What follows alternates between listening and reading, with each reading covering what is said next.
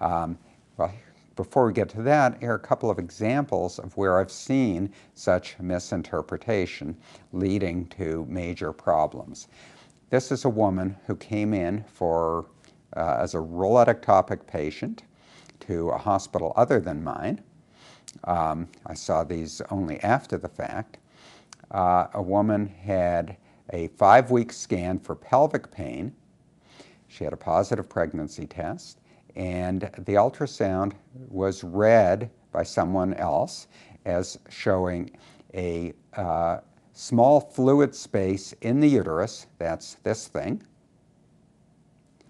and a small cyst adjacent to the left ovary, that's this thing, and some free fluid, that's this black area in the adnexa.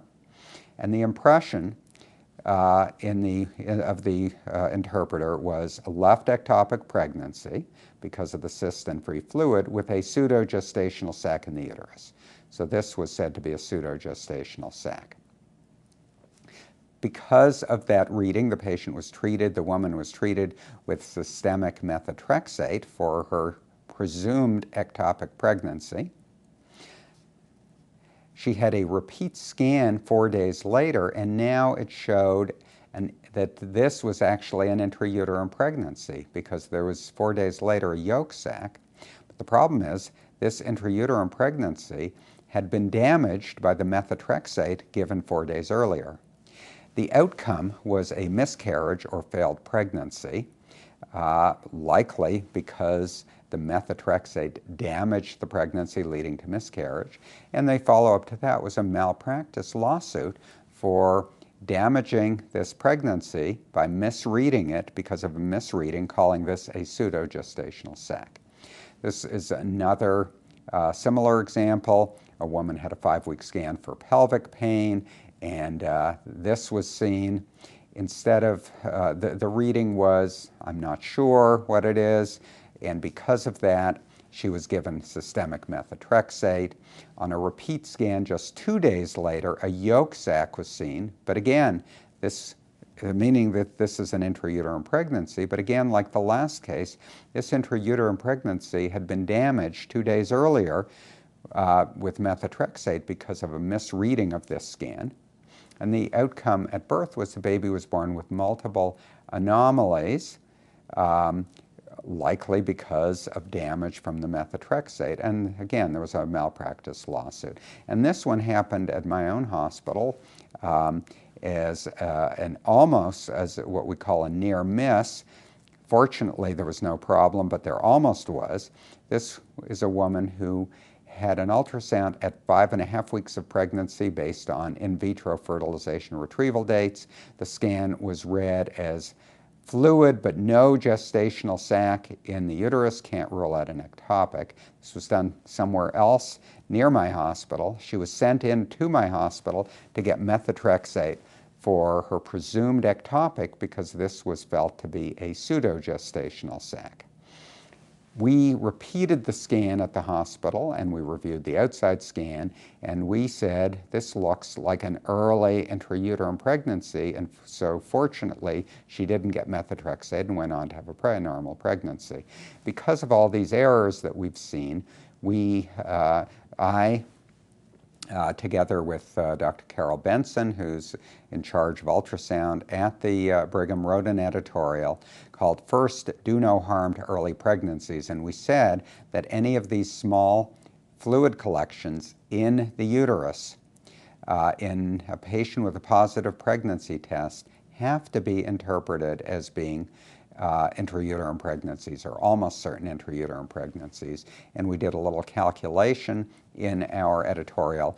We assumed that if the incidence of ectopics in all pregnancies is 2%, and a double sac sign or intradecidual sign occurs in half of intrauterine pregnancies, and a pseudogestational sac occurs in 10% of ectopic pregnancies, then if we do a little calculation, we determined that a nonspecific fluid collection in a woman with a positive pregnancy test has that nonspecific fluid collection has an over 99% likelihood of being a gestational sac and a less than 1% likelihood of being a pseudogestational sac.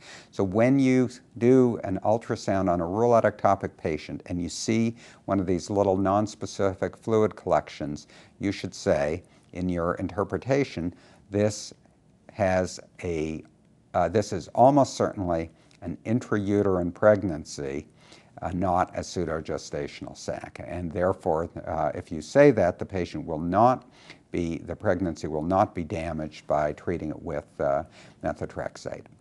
So in a woman with a positive pregnancy test and a nonspecific intrauterine fluid collection, the fluid collection is almost certain to be a gestational sac, very unlikely to be a pseudogestational sac. So the takeaway message is that in a patient with a positive pregnancy test, any fluid collection with rounded edges in the central part of the uterus must be interpreted as having a very high likelihood of representing a gestational sac.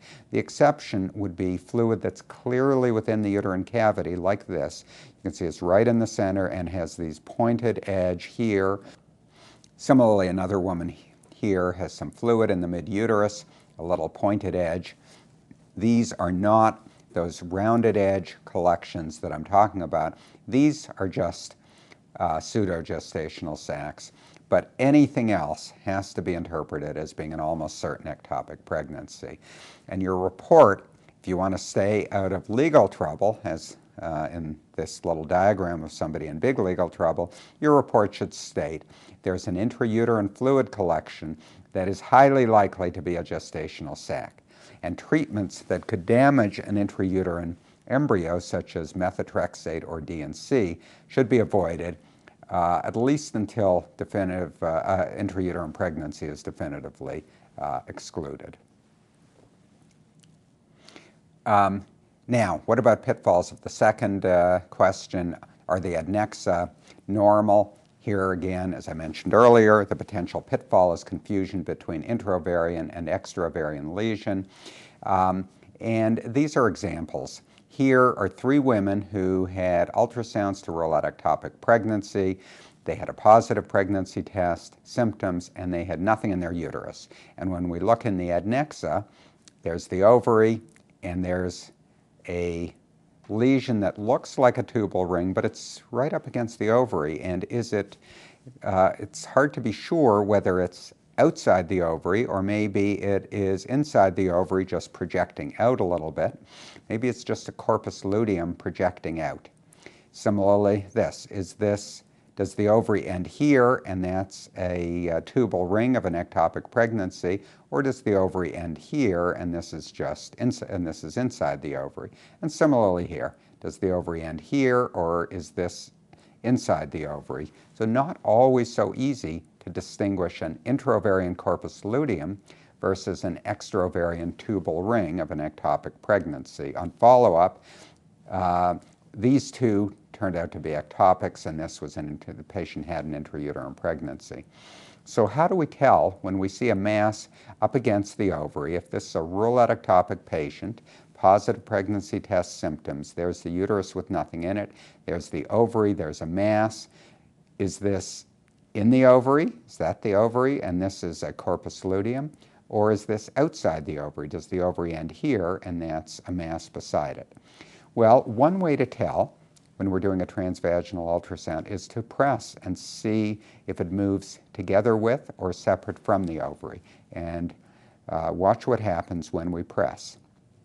Here you can see we're pushing in and out with the transvaginal ultrasound transducer, and you can see there's the uterus, there's the ovary, there's the mass, and if you look at the junction between the mass and the ovary, the mass slides against the ovary. It doesn't move with the ovary.